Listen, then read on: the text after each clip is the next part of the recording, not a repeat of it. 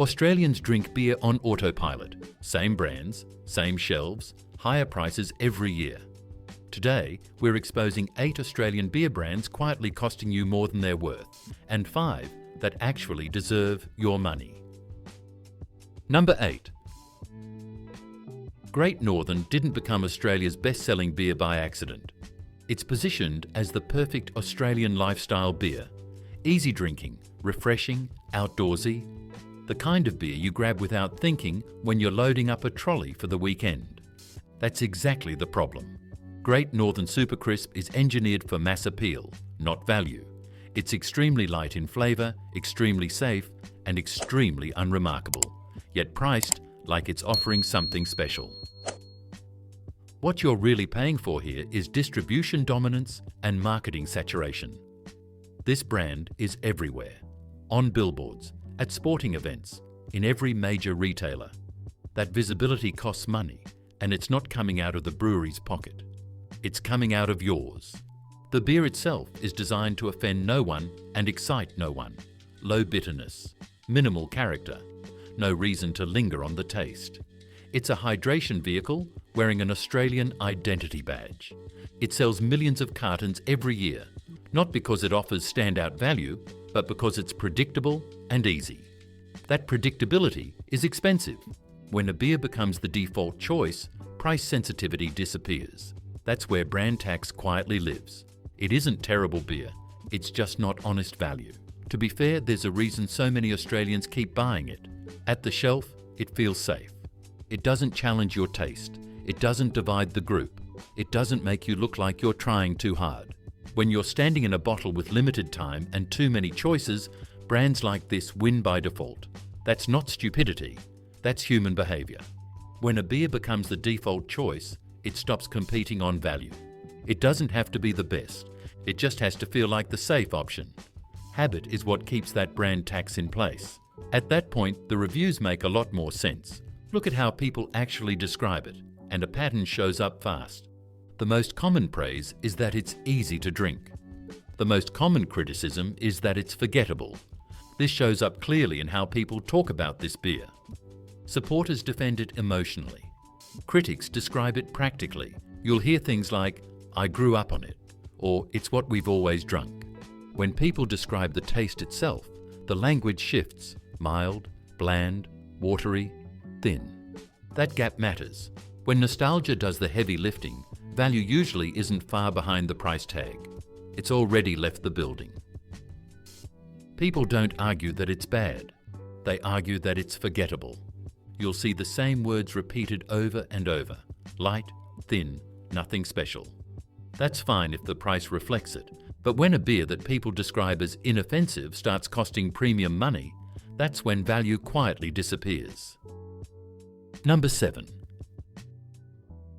XXXX Gold is nostalgia in a can. It trades heavily on Australian heritage, mateship and tradition, especially in Queensland, and for decades it's been positioned as a reliable, no-nonsense beer.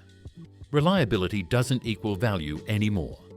Over time, it's leaned into lighter profiles and mass-market efficiency while maintaining premium shelf space and pricing power. What you're getting today is a very mild beer that relies more on branding than substance. This is where long-standing loyalty works against consumers. When a brand knows its audience will buy out of habit, it doesn't need to improve. It just needs to stay visible. That visibility costs money, again paid for by you. The flavour profile is deliberately thin. Low bitterness, low complexity, designed for volume drinking, not enjoyment. Which would be fine. If it were priced like it, it isn't. You're paying for history, not hops. For recognition, not richness. And for many Australians, that realisation only hits when they try something else and wonder why they didn't switch earlier. This is the hidden cost of loyalty. When a brand knows its drinkers will stick with it out of habit, improvement becomes optional. You're not being rewarded for loyalty, you're being charged for it. In the beer aisle, that loyalty often lasts decades, long after the product itself has stopped evolving. Number 6. Pure Blonde sells a promise. Low carbs, cleaner choice, smarter drinking. It positions itself as the beer for people who want to feel better about what they're buying, without actually changing their habits. That positioning comes at a cost. Pure Blonde often sits at a premium price point, despite delivering a very restrained flavour profile. The brewing focus here is not on taste or value, it's on image. This is lifestyle marketing in liquid form. The problem isn't that it exists, the problem is that it charges like it's giving you more, when in reality, you're getting less. Less flavour, less body, less character. You're paying for the idea of health, not measurable value. When a beer's main selling point isn't how it tastes, but how it makes you feel about yourself, it's time to ask where your money is really going. That gap is one of the biggest in the beer aisle. People buy it expecting something cleaner, lighter, and somehow better. What they often describe instead is something thin, neutral, and underwhelming. Reviews don't rage about it. They sound disappointed. Disappointment is telling. When people feel let down, it's usually because the promise was louder than the product. That's when price starts to feel unjustified, even if you can't quite put your finger on why. That's the moment marketing becomes the product. You're not paying for better ingredients. You're paying for reassurance. Reassurance that you're making a smarter choice. Reassurance that you're doing something better for yourself. But reassurance is expensive. When a beer's value is built around how it makes you feel about buying it, not how it actually drinks, the price almost always outruns the product. Number 5. Carlton Cold is a masterclass in silent downgrade. Over time, this beer's alcohol content dropped significantly, but prices didn't follow. Packaging stayed premium. Shelf placement stayed strong. Marketing stayed confident. The product changed, the price didn't. This is a classic example of value erosion. Consumers assume they're buying the same beer they always have, but the liquid inside the can tells a different story. It leans heavily on branding cues, sleek design, icy visuals, premium positioning, to distract from the fact that you're getting a thinner product at a familiar price. If you're paying the same, you should be getting the same. In this case, you're not. That's not innovation. That's shrinkflation in disguise. What's striking is how often people say the same thing. It doesn't taste like it used to. Something's changed. It feels weaker. Those comments show up again and again. When different drinkers reach the same conclusion independently, that's not nostalgia talking. That's perception catching up to reality. When perception changes but pricing doesn't, consumers absorb the loss quietly, one carton at a time. Number 4. Carlton Draft is everywhere. Pubs, events, stadiums, bottle shops. It's one of the most recognisable beers in the country. And that recognition is exactly what you're paying for. It's a safe, middle-of-the-road lager that hasn't changed much because it doesn't need to. Its market position is secure. Its tap handles are locked in. Its audience is predictable. That predictability allows pricing to drift upward without resistance. There's nothing wrong with this beer. But there's also nothing about it that justifies how much shelf power and price protection it enjoys. That's the quiet cost of dominance. By now, a pattern should be obvious. The beers costing Australians the most aren't the ones with the most character. They're the ones with the safest flavours, the strongest shelf control, and the biggest marketing budgets. None of this is about taste. It's about how often familiarity beats scrutiny. When a brand becomes impossible to avoid, it no longer has to earn its place. It just occupies it. And that's where value quietly disappears. When choice feels abundant, but options are controlled by the same few players, value becomes an afterthought. Quick clarification. When we say robbing you blind, we're talking about price versus value. Marketing, shrinkflation, and brand markups, not illegal activity. If that still sounds harsh, the next one proves the point. Number 3. Victoria Bitter is Australian identity bottled. It doesn't just sell beer, it sells toughness, resilience, and a sense of national pride. That emotional connection is powerful. VB drinkers are loyal, fiercely so. which is exactly why the brand doesn't have to compete on value anymore. The beer itself is divisive. Some love it, many tolerate it, few would call it exceptional.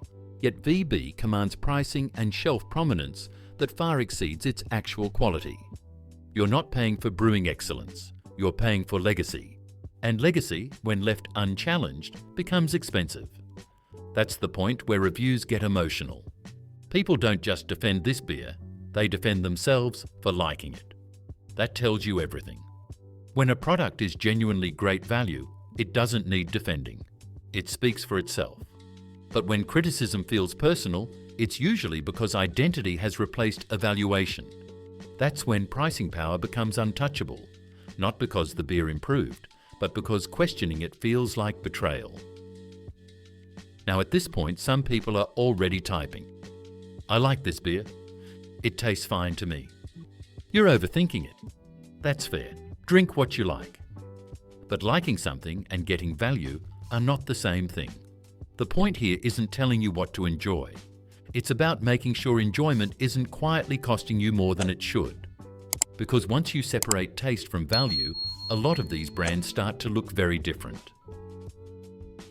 Number 2. Two Hays New occupies a strange space. It's positioned as dependable, traditional, no frills. But that positioning hides a deeper issue. Two Hays New offers very little differentiation while still benefiting from major brand pricing and distribution muscle. The flavour is mild, the experience is forgettable, the value proposition is weak. This is another case where habit beats scrutiny. When a beer is always there, it stops being questioned. That's when price creep happens. It survives not because it's great, but because it's the default choice. That default choice is expensive. Number 1. This is the point where the illusion completely breaks. Private label beers, the ones branded to look generic, cheap, or no-nonsense, promise value but often deliver disappointment. Yes, they're cheaper up front, but what you're getting is the bare minimum product designed to hit a price point, not a quality standard. These beers exist to give the illusion of choice while protecting the pricing of major brands around them. They're not bargains, they're anchors. They make everything else look reasonable by comparison. When value becomes relative instead of absolute, consumers lose. That's how the shelf is designed to work. Extreme options at the bottom make everything above them feel reasonable. When the cheapest beer disappoints, the overpriced one suddenly feels justified.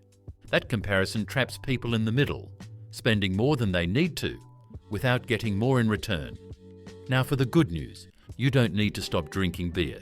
You don't need to chase obscure labels. You just need to stop buying on autopilot. Because when you understand how value gets stripped out, it becomes much easier to spot the beers that still respect your money. This contrast is what matters. When people talk about beers that are worth the money, the language changes. They don't talk about memories. They don't talk about advertising. They talk about balance, consistency, satisfaction. That difference is everything. Because value isn't about being loud. It's about delivering what people expect, every time, at a price that still makes sense. Enough exposure. Let's talk about beers that actually respect your wallet. These aren't perfect, they're not magic, but they deliver what they promise, without pretending to be something they're not. Number 5. Little Creatures Pale Ale delivers consistency. You know what you're getting. Balanced flavour, reliable quality, no smoke and mirrors. It's not cheap, but the price reflects what's in the bottle, not just what's on the label. This is beer that earns its shelf space. Number 4. The name says it all. This beer doesn't oversell. It doesn't posture. It just delivers a solid, honest drinking experience. It's approachable without being empty, flavourful without being pretentious. That honesty matters. Number 3. Balter XP have found the sweet spot. It offers character without alienating casual drinkers. It feels modern without feeling gimmicky. You're paying for brewing decisions, not just marketing decisions. And that difference shows. Number 2. Stone and Wood built its reputation on consistency and restraint. It doesn't try to be everything to everyone. It knows its lane and stays in it. That focus translates into value. You're not paying for excess, you're paying for intention. Number 1. Coopers is the benchmark. Australian-owned, transparent, unapologetically itself.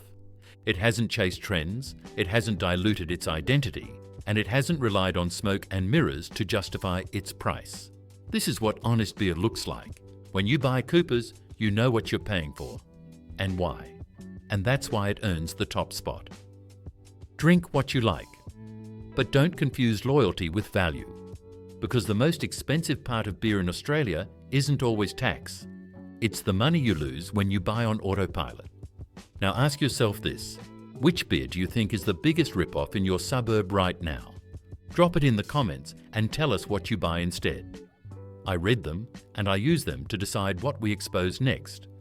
If this video saved you even one overpriced carton, hit like. And if you want more Australian consumer exposés, supermarkets, household brands, food labels, hidden markups, subscribe to Consumers Watch Australia. Because the next video is going after something even bigger, and it's sitting in almost every Aussie home. I'll see you in the next one.